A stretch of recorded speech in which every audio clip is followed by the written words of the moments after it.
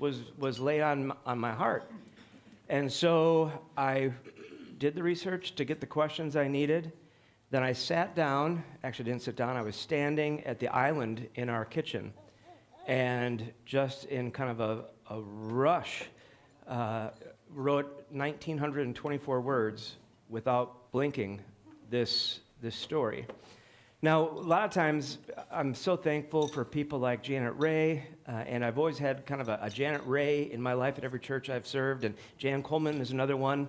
When I write as if it is to be spoken, and sometimes when you read something that was written to be delivered orally, it doesn't ring the bell. So Janet Ray was not at the island in my kitchen on Monday.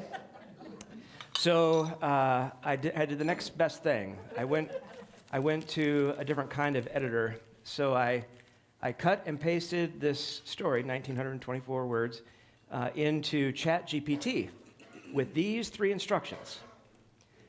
Fix any punctuation gaffes or grammar mistakes and fact check this. And the facts were all A-OK. It did some tweaking, thankfully, with grammar and punctuation. And then I went back and made changes, which probably results in mistakes in punctuation and grammar. But let's receive this story. His name was Marzo. He was born in the month of March in a poor part of the city of Chicago. His Italian mother, Sophia, named him after her own father, also named Marzo, also born in March, who had died years earlier back in the old country. His father, Otto, descended from Bavarian immigrants who had come to the United States nearly a century before. When Marzo was still a small boy, Sophia and Otto moved north to a poor section of Milwaukee, hoping to find work in the city's thriving breweries and the promise of a better life. And that is exactly what they found. The young family was finally able to thrive. Marzo grew up in what felt like an ideal situation. He was enthusiastic, curious, and full of life. Soon, 4 younger sisters were born, and he became a responsible older brother, helping to care for them as Sophia went to work, washing other people's clothes to help with the family finances. And then the world changed. On December 7th, 1941, planes from across the ocean attacked Pearl Harbor. The family sat together in disbelief, listening to the radio for days on end. Before Marzo knew it, the world was at war just 3 months before his 18th birthday. His mother did everything she could to protect him and keep him home. For a while, it worked, longer than it should have. But eventually, it was inevitable. Uncle Sam came calling. Marzo was tabbed for war. By December 1942, Marzo was fully enlisted and preparing for deployment. That winter, he attended a dance held for military men ready for service, and that is where he met Mary. The very sight of her stole his breath. They exchanged shy glances all evening before he finally had the courage to ask her to dance. It was magic. Neither wanted the night to end, but end it did. As Bing Crosby's brand new song, White Christmas, played softly in the background, they shared their first kiss. They arranged to be married quickly before he shipped out. Just a simple ceremony in front of a judge with Sophia, Otto, his sisters, and Mary's parents, Catherine and Leland. And then, just like that, he was gone. No one understood how far gone he would be.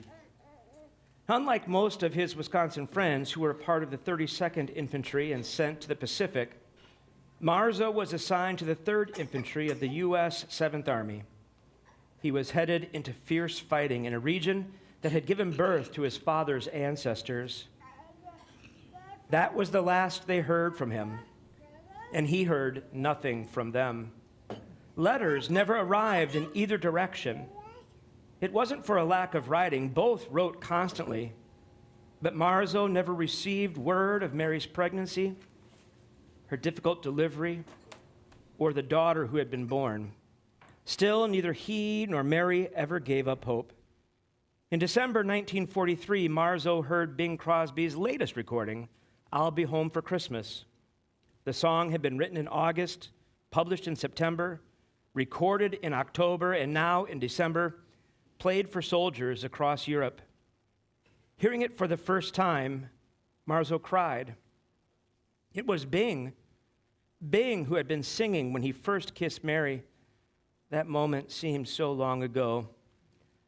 Time dragged on, painfully slow for Mary and even more agonizingly slow for Marzo. Christmas 1944 came and went.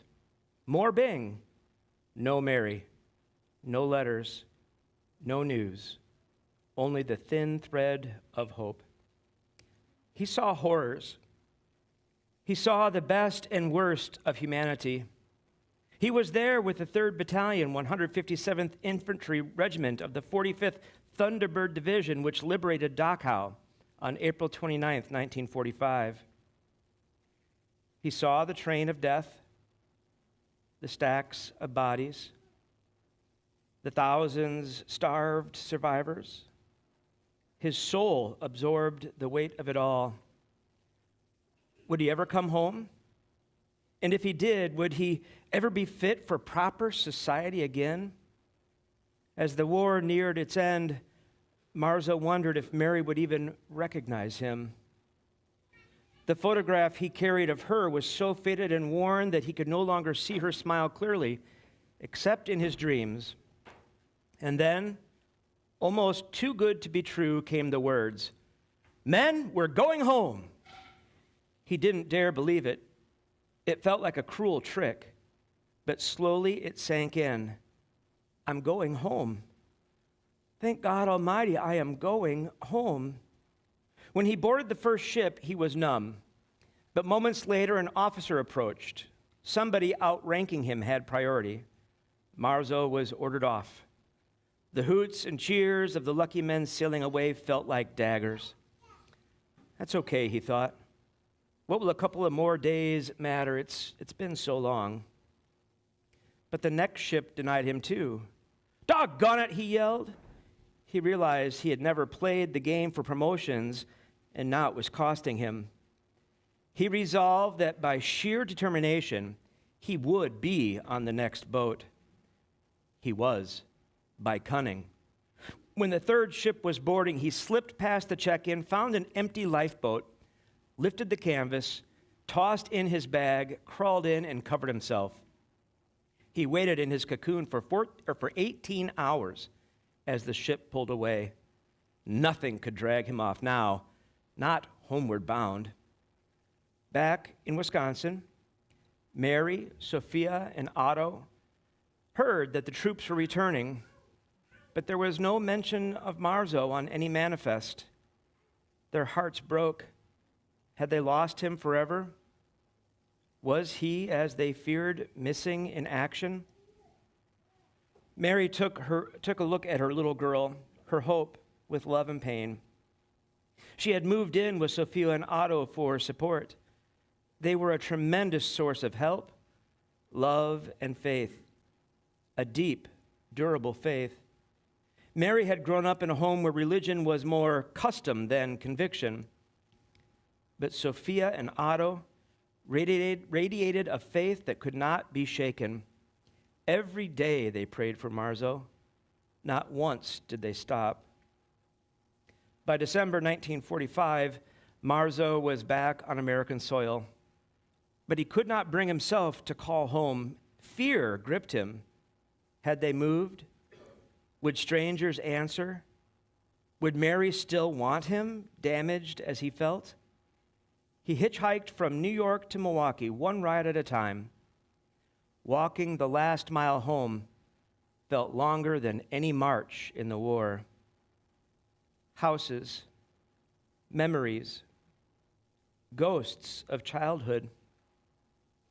Turning the final corner, he walked down the street where he had once played stickball pretending to be Milwaukee's own Al Simmons, who was a superstar with the Philadelphia Athletics.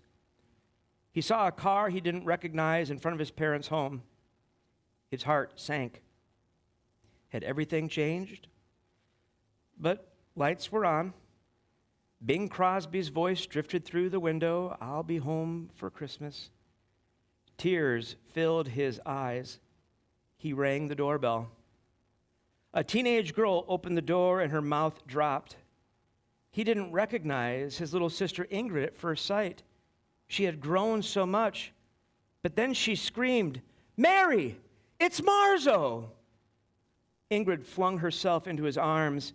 In an instant, everyone was there: Sophia, Otto, his sisters, kissing him, crying over him, thanking Jesus for bringing him home, but still no Mary. Then he saw her. Mary stood at the top of the stairs, holding a little girl. Their eyes locked. Everything else faded: the music, the crying, the noise, silence. Pure, holy silence. She walked down the stairs, placed the little girl in his arms, and said with trembling joy, "Hope, your daddy is home." Mary wrapped her arms around both of them and kissed him, a kiss he would never, ever forget. In that moment, Marzo holding Hope, Mary holding both of them, time itself seemed to pause. Outside, the December wind rattled the windows. Inside, a father met his daughter for the first time. A wife found her husband long thought lost. A family was knit back together.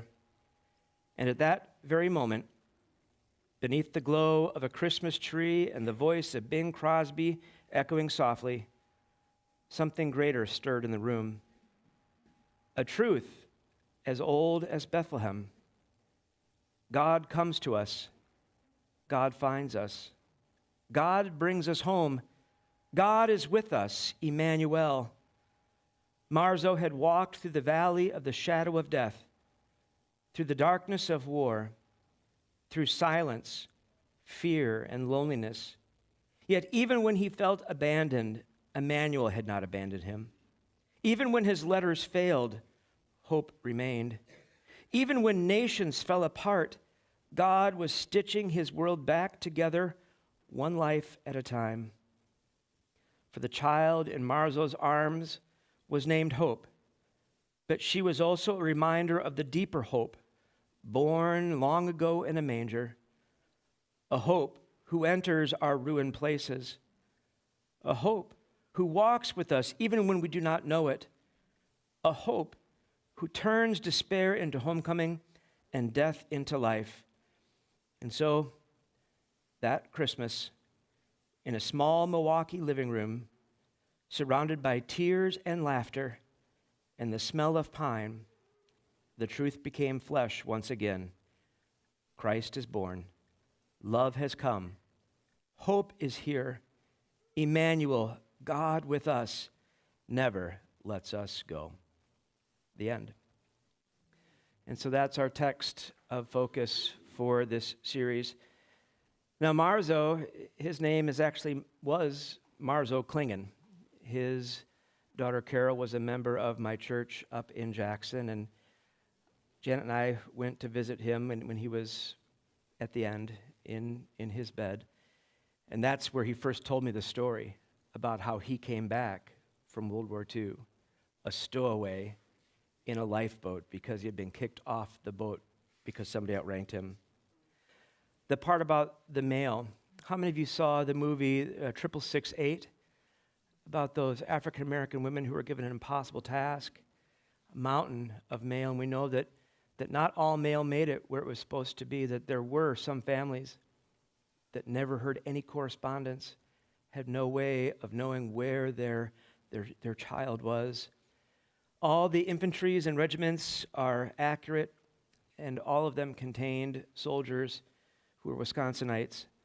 The dates of Bing Crosby's songs are accurate, including how fast the song got to the men on the front line.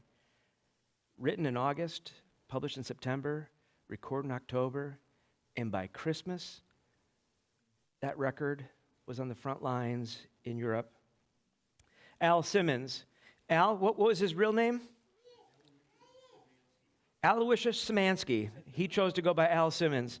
I tried to think back if he was turning 18 in 1941, when he was 10 playing stickball, that would have been 31.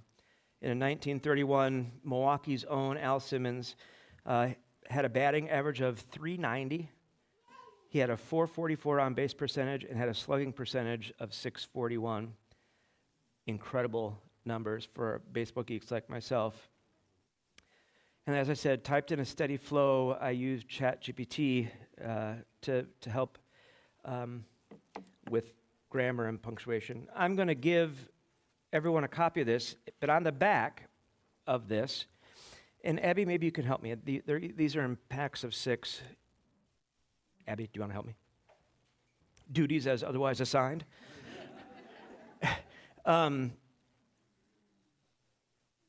asked ChatGPT to generate some questions, and those are there for you if you want to contemplate this. But at the bottom of this page, in yellow bold, it says, GPT generate these questions, but what questions does this story conjure up for you? Not something ChatGPT thinks you should think about. When you hear this story, what kind of thoughts, what kind of questions came up for you? And then what I want you to talk about with your table, just very briefly, how would you summarize the point of this story in one sentence?